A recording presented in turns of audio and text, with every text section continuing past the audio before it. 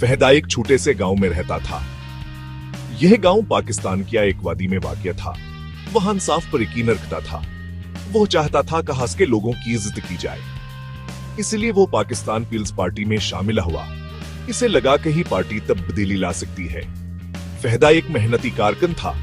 वो पार्टी के पैगाम पर यकीन रखता था।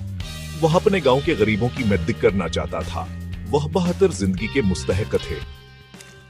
इनकी आवाज अहम थी। फहद हर रोज मेहनत करता था।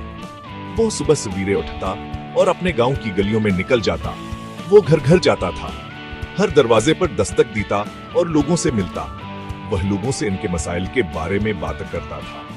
वहां की मुश्किलात को समझने की कोशिश करता, वहां की परेशानियां सुनता था। इनकी बातों को गौर से सुनता और उनके हल के बारे में सोचता। वहां की मदद करने का वादा करता था। वहां को यकीन दिलाता कहान के मसाइल हल होंगे। फहद रैलियां मुनाकिद करता था। वह पोस्टर लगाता था। वह लोगों को जमा करता और उनको मुतहरिक करता। वह जलसों में तकरीरें करता था। वह लोगों को अपने हक के लिए आवाज उठाने की तरगीब देता। वो सबको पार्टी के विजन के बारे में बताता था। वहां को मुस्तकबल के ख्वाब दिखाता।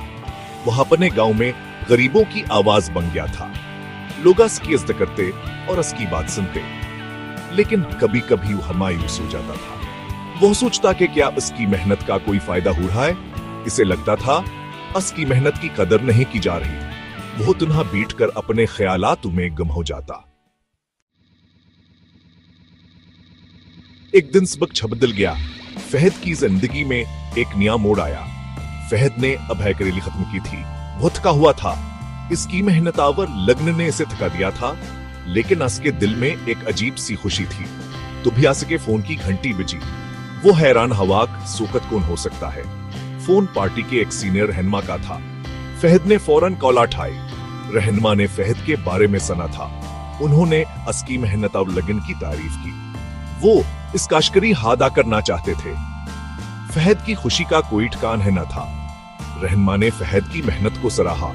उन्होंने कहा कि फहद की कोशिशें बेमिसाल हैं। उन्होंने तमामगर असरूट कारकुनों की कोशिशों को तस्लीम करने का वादा किया। फहद खुश था। इसने महसूस किया कहा सकी मेहनत निगलाई है। उसे लगा कहा स्कीदर की गई है। उसने अपने आप को एक ने जो शावर रोले से भरा हुआ पाया। उसकी मेहनत सबके सामने आ गई थी। फहद ने महसूस किया खास की मेहनतावर लगन ने उसे एक नी पहचान दी है।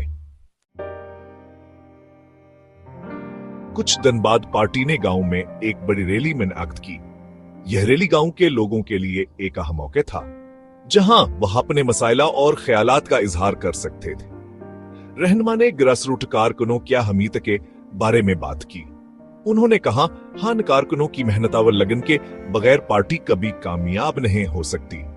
उन्होंने कहा कि यह पार्टी के रीढ़ की हड्डी है। उनकी मेहनतावर कुर्बानियों की बदौलत ही पार्टी आज इस मुकाम पर है। फिर उन्होंने फहद का नाम लिया। फहद एक नौजवान कारकुन था जिसने दिन रात मेहनत की थी। हजू मुतालियों से गूंजा था। हर कोई फहद की मेहनतावर लगन की तारीफ कर रहा था। फहद को फख्र महसूस हुआ। इसने महसूस किया हास की मेहनत निगला रही है। वो जानता था हास की मेहनत हम है। इसने सोचा हास की मेहनत से न सिर्फ पार्टी बल्कि पूरे गांव को फायदा हो रहा है। वह जानता था कि पार्टी